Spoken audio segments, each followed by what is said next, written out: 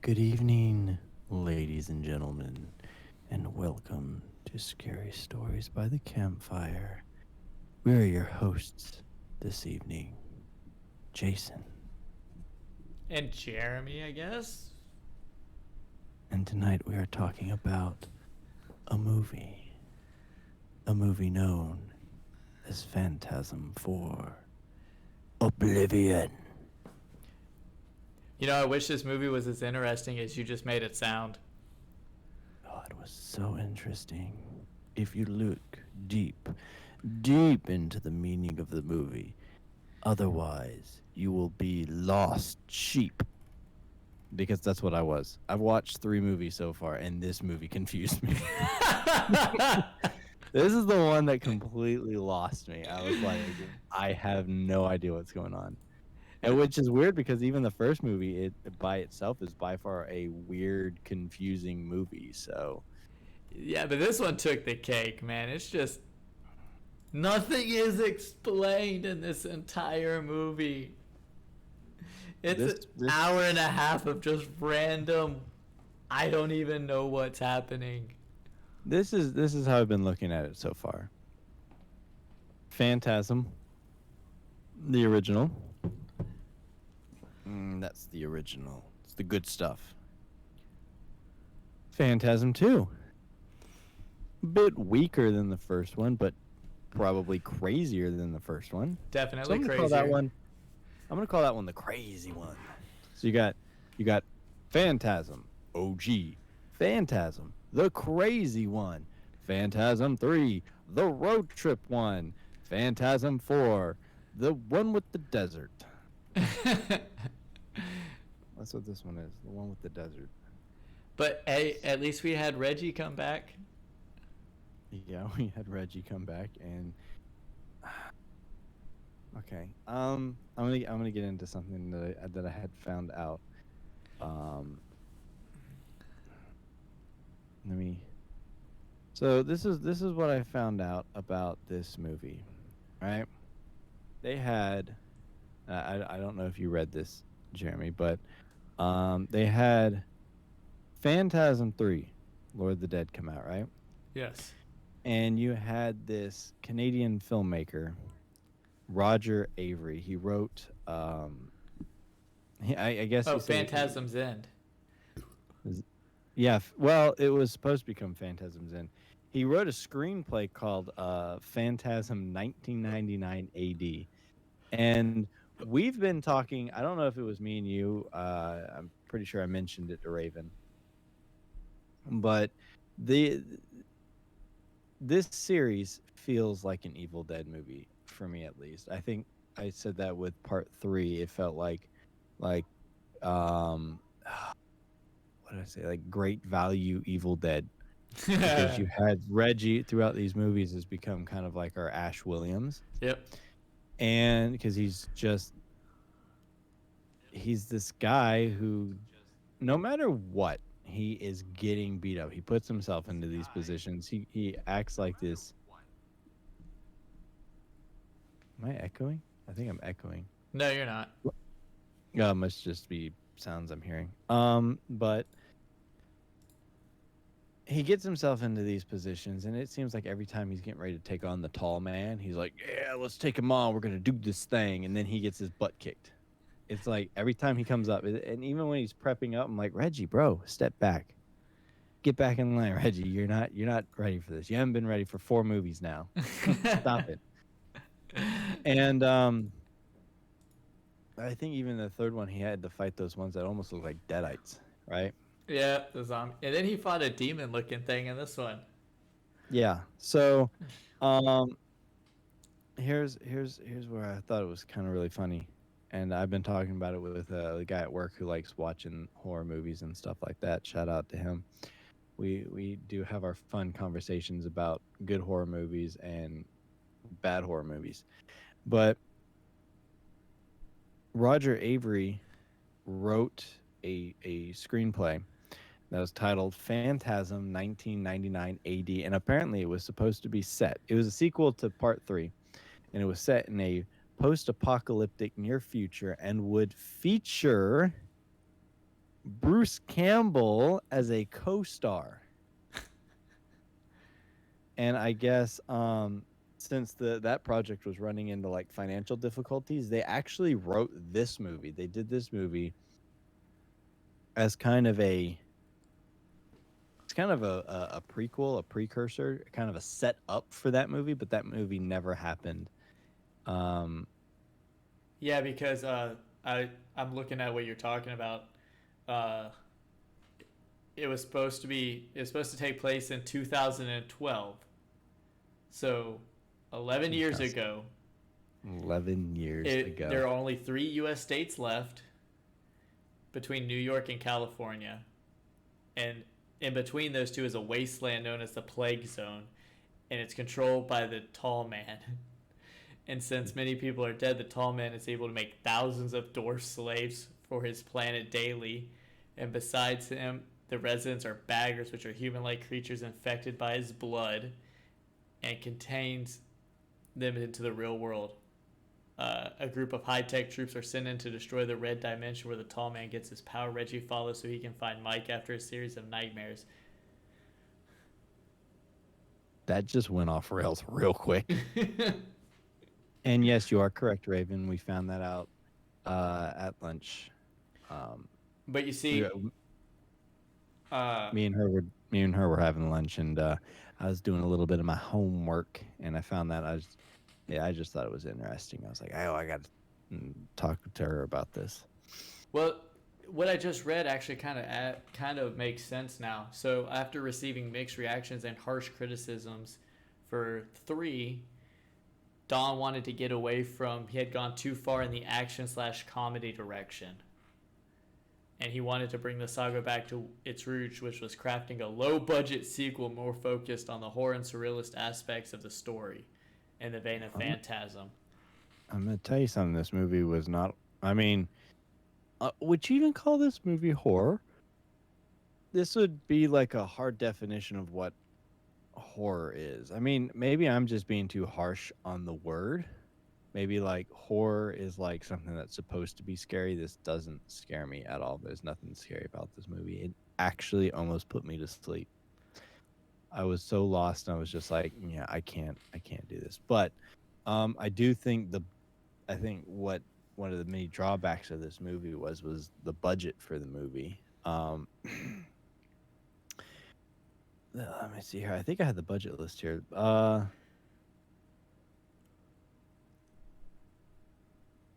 I don't have the first one. Phantasm 2 had a budget.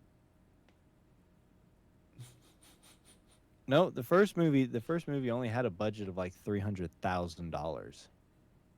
That's why it seems cheaply made and whatnot. But and the way the movies are made, if they're made like in a cheap, I hate using that word cheap, but if you have a smaller budget, your movie's not gonna look as impressive as say like the Avengers or something like that, where it's back in like $56 million budget, you know. Yep. But good movies still come out, and I do kind of like those kind of cheaply made horror movies, like Evil Dead, you know, and the original Phantasm. They're great movies. They're shot really well, and they just have kind of a fun campy thing to them, you know. But after Phantasm came out, Phantasm 2 actually had a budget of $3 million. Makes sense. They did a big booms in that one. Yeah, could you imagine that you go from $300,000 to $3 million? And then I guess with Phantasm 3, they only had a budget of $2.5 million. So they actually dropped a little bit in that one. And I guess because of the performance of that movie, this movie, Phantasm 4, only had a budget of $650,000. That explains it. But I think he chose that. Like I said, he wanted to go the cheap route. Like you said, more I um, mean, it's low possible, budget. or he was trying to, or maybe he was trying to do something like that, but without any sort of studio backing or anything like that. he had to go on the cheap. There was fun little fact, the Civil War scene in the movie, all those people in that scene except for like I think like one guy, because one of those guys was Roger Avery himself. Those characters were actually, what they did was they hired a Civil War reenactment group, donated $200 to their group, and they did the scene. That's cool. I mean, and Well, I mean, we got to basically watch a lot of Phantasm 1 in this movie because every scene was from lost footage from the first Phantasm movie. yeah, deleted scenes or outtakes and stuff like that. And I think that's It was just unused footage, and it was located after being lost for years. which is nice because it really does tie this movie back to the first one. Um, why the desert? Budget reasons.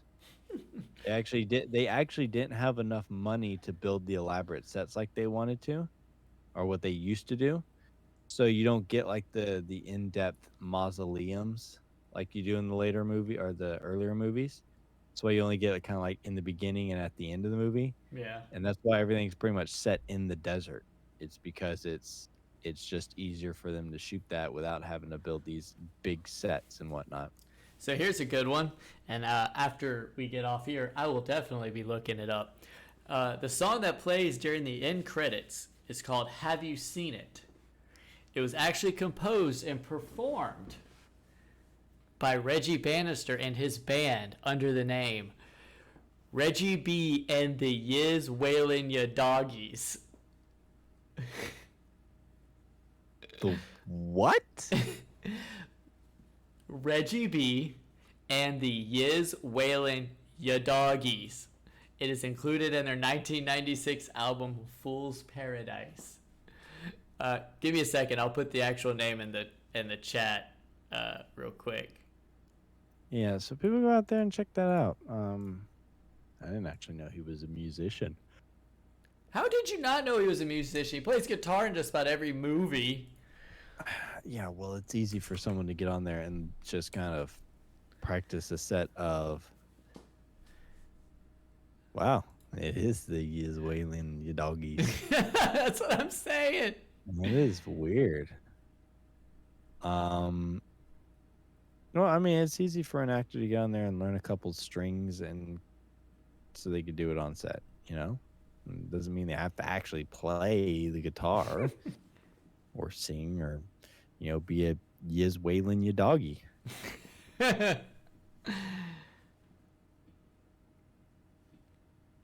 But, so, favorite part of the movie. And go. Favorite part of the movie.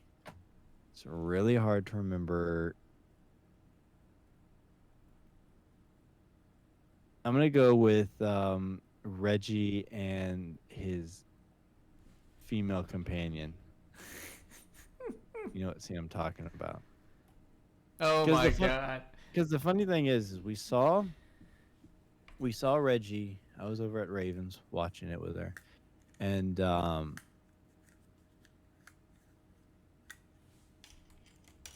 we saw the scene where she ended up crashing her car. Right, he was like watching her, and she ended up crashing her car, and we were like, "Oh, Reggie, come on! We've been through this like, what is it, 4 movies now? We're in movie 4. All right, these things never turn out good. Every chick you picked up has either handcuffed you to a bed or has been evil, one or the other. And this was no different. And it was kind of funny because I was sitting there eating, and we were on our phones at the time. We had the phone with the movies playing on the phones, and I got done eating, and they were in the bedroom or whatever, and I got up and walked into. I was moving something or putting my plate away or something like that, and I could hear the noise in the background. I could hear you guys talking, and I was like, "Oh, I think something." And as I came around the corner, all I see is her lying on the bed. Her breasts have already been popped, and the balls had already flown out. And I'm just wondering, what did I just miss? I got up for 1 second, and the most exciting thing happening in this movie just happened. All right, That's where all their budget went. that's where all the budget went. So It's just, it- oh my god. So the scene in which the demon trooper drools yellow goo into Reggie's mouth was shot 5 times. oh, gross! I remember that now. See, you had mentioned a demon earlier, and I completely forgot about Demon Cop. Yeah, the demon cop. It was her and him were about the most exciting things in this movie, and I forgot about him. So, um, He like spit honey mustard up when he got shot. yeah, nice little nasty honey mustard stuff. It was feeding him like a baby bird, just yeah. Raven says, "Why would he keep his mouth open to get that nice honey mustard?" Nom nom nom nom nom nom nom. Well, I mean, look at it as a beautiful thing. It's a mama bird feeding her baby bird. Nom, nom, nom. Yeah. Very disgusting, but nature. Oh, that little emoji. Yeah. If I can only get an upside down. Wait, can I get an upside down emoji? Hold on. We're gonna do this thing with the. Let's see Oh, here. with the honey mustard? Where do you get the little smiley? Hold on. Hold on. I think I can do it.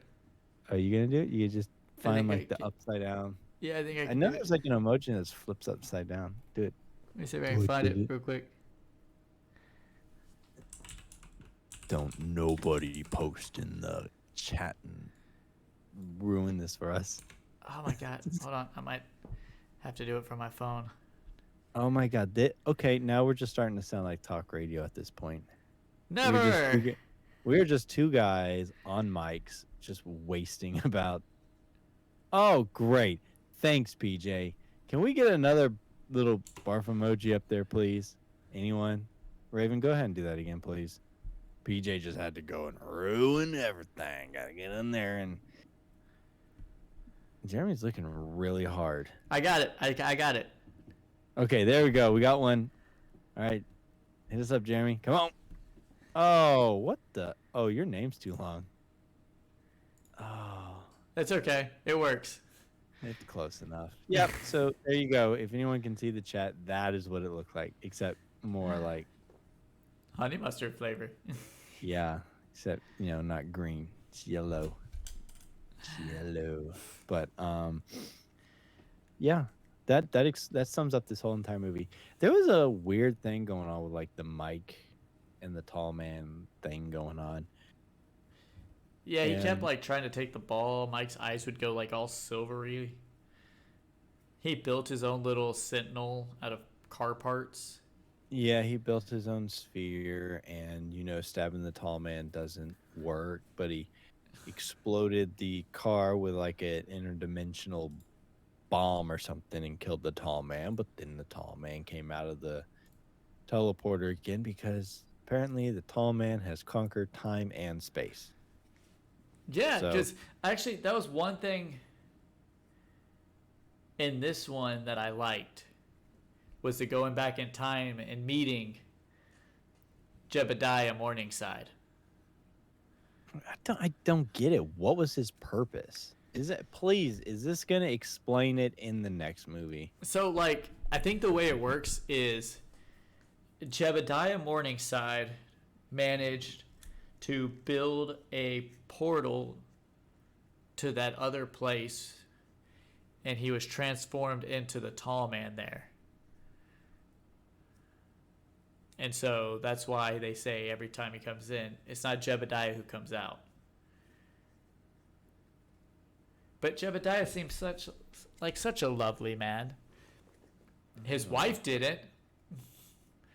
I mean, was that even his wife? Sister, mom, I don't know. She was ugly. But he seemed like such a lovely man.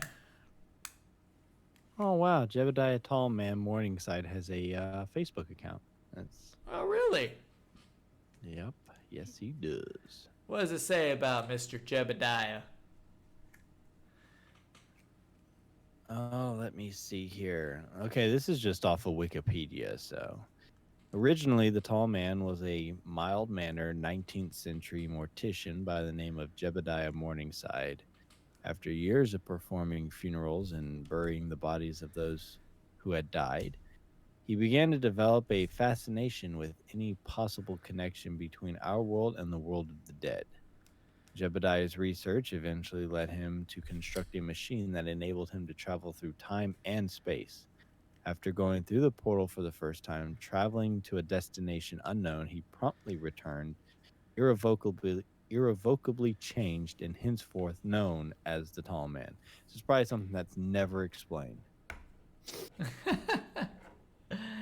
Leave it to Phantasm to never explain anything. The Tall Man appears as a tall and older white haired man, usually posing as a mortician. Subsequent to his transformation from Jebediah Morningside, he has only ever been known or has ever been seen to wear a tailored black suit befitting his assumed profession. Seems to speak only rarely, preferring instead to rely on facial expressions, particularly the raising of one eyebrow, which is funny. I got a story about that. The latter of which in particular has become an icon of the character. I wonder if that's where Dwayne The Rock Johnson got it from for his wrestling. No, I got it from Phantasm. according to the Wikipedia page, according to Don Coscarelli, the idea was to create a horror film about a boy inside a funeral home because he thought the way Americans handled dead bodies was mysterious. Angus Scrim was chosen to portray the main villain because when Coscarelli and Scrim worked together in a previous film, Scrim was able to frighten a child by just staring at him while raising one eyebrow. This action later becomes one of the tall man's most iconic behaviors. Yeah, I Cos- can see it. Coscarelli, Coscarelli also got the idea to feature flying spheres as tall man's minions. According to him, the idea came from his dream as a teen where he was being chased down corridors by a flying chrome ball. Later, when he wrote the Phantasm screenplay, he modified the spheres so that they were able to drill and drain the blood from its victims. So, fun little facts there. Well, and I'm actually kind of excited for Ravager because I've seen it, and the one thing I can say is the special effects in it are definitely better because it came out Are 7 years ago. better though? I mean, I haven't seen the movie for myself, and we'll get the trailer at the end of this. But um, that will be our last Phantasm film. I don't think there are any plans for any new ones. Not that I know of. Um, which would I wouldn't see anything continuing with this. If anything, I'd see some sort of reboot, remake, maybe. I hope Um, not. well, I mean, just for the fact that I would hate for this to continue if, I mean, because you're not going to have the tall man in it. Angus Scrim passed away. What year did he pass away in? 2016, the same year the next movie came out. Yeah, so He he finished passed away. filming and then passed away before it was released. So he passed away, and I would really hate to sit through a Phantasm movie without him, especially like this type of Phantasm. It'd be, I mean, remakes. I think we talked about last time. Remakes aren't always a terrible thing. I mean, they had that Evil Dead. I don't even know what you want to call it. I think the director said you can call it whatever you want. It could be a sequel, it could be a prequel, it could be whatever it wants to be. It could be a remake. It was good Um, though. yeah, it kind of had the same line, but it told a slightly different. It told a different story, but it was kind of the same thing. I can really see something like this being redone if it was redone really well. Only problem is sometimes movies that have that cheap setting and stuff like that, like the original Evil Dead, um, when you remake it, you have to kind of match that. If you want to make big budget Phantasm movie, you have to kind of match that, make it more gritty and whatnot. But it can't be polished. It can't be this shiny. Yeah. Ooh, it has to be this, and that's the point of it. It's And kind of like the Hellraiser movie. we The got those to remake. go through too. The remake of Hellraiser was kind of the same way. You know, it had that dark, Is that a gritty tone to it. was it a remake? Uh huh. It's supposed to be a remake. Was it a was it a remake or was it like a retelling? Because the people they say that a lot. Like I heard it was a remake. I've seen the movie. It looks more like a remake than anything.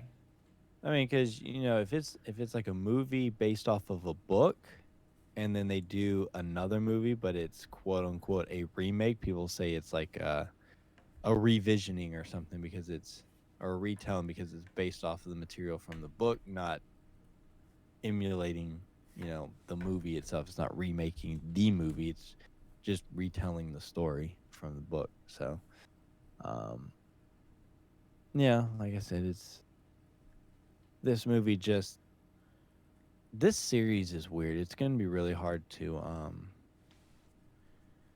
really do something with this in the future unless they can really nail down how this thing works because right now it is going off the rails, at least for me. I But was on the rails in the first one. that's kind of the point of Phantasm, though. Is it's not meant to be. I don't think it's meant to be like a straightforward movie. I'm not expecting it to be straightforward. I'm just expecting it to make some sense. Well, I have that book if you want to look at it. The Ultimate Guide to Phantasm. Yeah, I may have to look at it because, like I said, this movie is trying to stitch things together, and like a sloppy doctor, it's not stitching it very well. It may be trying to get the point across, and I can understand how the point's coming across, but it is if you have to work at it, you have to really, really, really think about it. The movie's not doing the job for you. It was one thing because like the first movie was like, is it real? Is it fake? You know, was it all just in this kid's head? It was that weird woo moment. And then Oh, you had wow. what? I just I was looking at something on for Uh Angus Scrimm. oh. Mm-hmm. Phantasm Ravager was not his last movie that he appeared in. Okay, what was his last one? It came out. I don't know when he filmed. I don't know what he does in it. I know it's not a big role, but he's actually in the 2017 Dances with Werewolves movie. Dances with Werewolves. Is that like a horror remake of the Kevin Costner movie? I'm not exactly sure. Huh. I'm looking to see who he plays. I have to go through the full list of cast. Yeah, because he's probably down there. He plays a Probably guy named Newman. Newman. Yeah, he plays some dude named Newman. But yeah, apparently that was his last movie he ever did. Wow, that's fascinating. But yeah, this movie was, like I said, it was just confusing all the way around. Him and It, Reggie would be the hardest to replace in a remake. yeah, Everybody else could as be interchangeable, but I don't think you're gonna find the same Reggie. okay. First of all, everyone can be interchangeable because none of the cast is the same except for Jodie and Mike. Jodie, Mike, Reggie. But you could replace them easier in a remake then. Yeah, I mean, Maybe Mike. not from the first one, but from these later ones, absolutely.